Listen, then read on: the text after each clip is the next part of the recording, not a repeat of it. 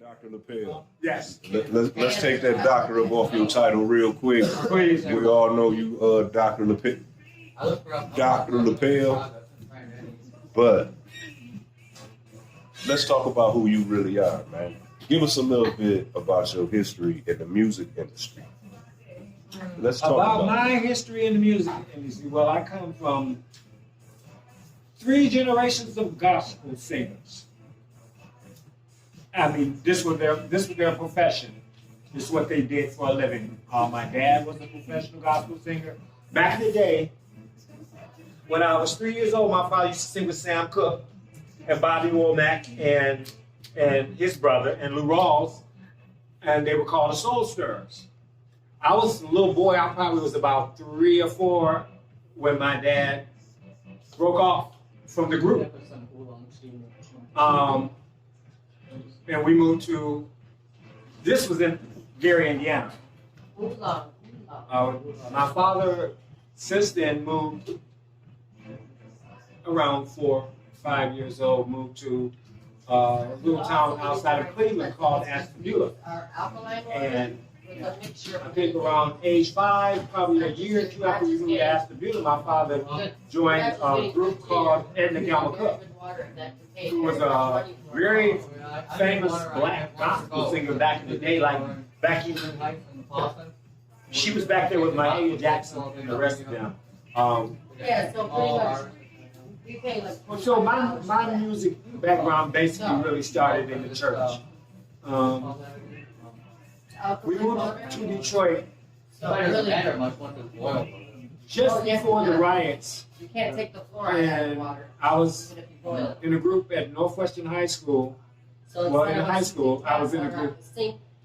Not too soon after the riots, I went to Northwestern High School, and I became involved in a group called, what was the name about? Oh, the Liberation Movement.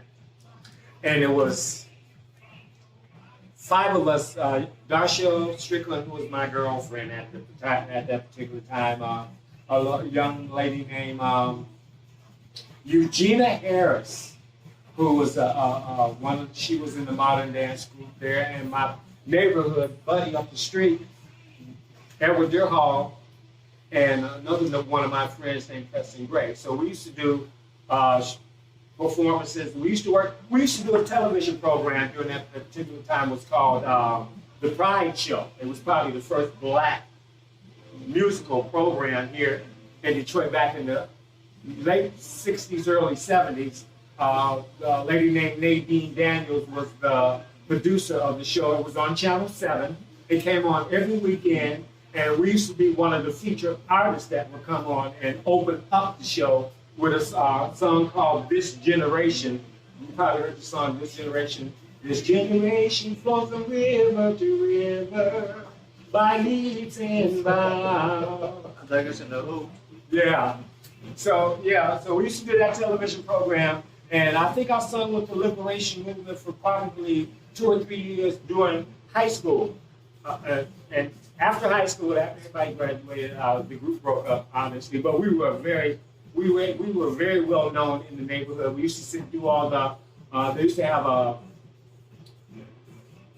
show that showcase that performed every summer for probably 6 or 7 years there up at the Northwestern High School grounds, where they had all the entertainers and everybody in the neighborhood come and perform. And after that group broke up, I joined a group called the Fourth Estate, and I used to sing with, well, one of the gentlemen now is with the Contours. That's with Motown. His name is Big Charles Davis. He sung in our group, and a guy named Big Fudge, who also sung with the Contours during that period of time. So it was me, Big Fudge, Charles, and a young lady named Marilyn Jefferson. And I think I was involved with them for probably 7, 8 years. We sung together and recorded. We performed around the Michigan area. We did some shows. We did lots of shows here. I left that group, and who was I with after that? There was a group in between that group and Mesa. well, most important, it was the group after that group. I joined a group called Pam Tyler Love Exchange first. Yeah, Pam Tyler Love Exchange during the beginning of the disco era when Grease was released. We were probably some of the first groups that issued in house and dance music there in New York. And I think our first release where they took place like 1973, 74, with the Universal Robot Band. Dance and shake with tambourine, tambourine, and push in the bush. We doing back in those. Push in the bush. Right, push in the bush. We doing the back. Yeah, push in the bush. It was a hot disco tune. It's still hot. It's like a disco classic. And I remember the song. yeah, that was us. And dance and shake your tambourine, your funky tambourine. Tambourine. Oh yeah, okay. Now that you say That's us. It was the Universal Robot Band. Yeah, they're still playing it. They still play it in the club. Their club classics. That's one of your songs? Yeah. That was the group that I was in with, Pam Tyler Love Exchange. Oh wow. Yeah. Damn, LaBelle, I love it. Yeah. So yeah, I enjoyed that period of my life. I lived in New York.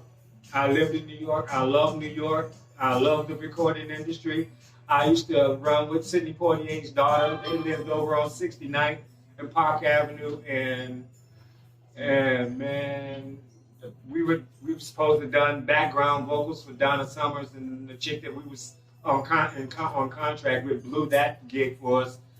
We got to perform at the Paradise Garage. We did a couple other hits there, introducing our music to the public. We had 8 million followers there in New York. I mean, it was hot. I remember that was a hot time. I loved it. It's still hot, LaBelle, come on. No, I'm saying it was hot back then. I'm talking about New York. It was hot. You're on fire now. Yeah. So yeah. But I really have. And the last group that I sung with here in Detroit was a group called Mesa. And there was 3 of us, Kevin Johnson and Kevin Mitchell. My buddy Kevin Johnson, he's since made his transition, I think, probably 8 years into our developing our product.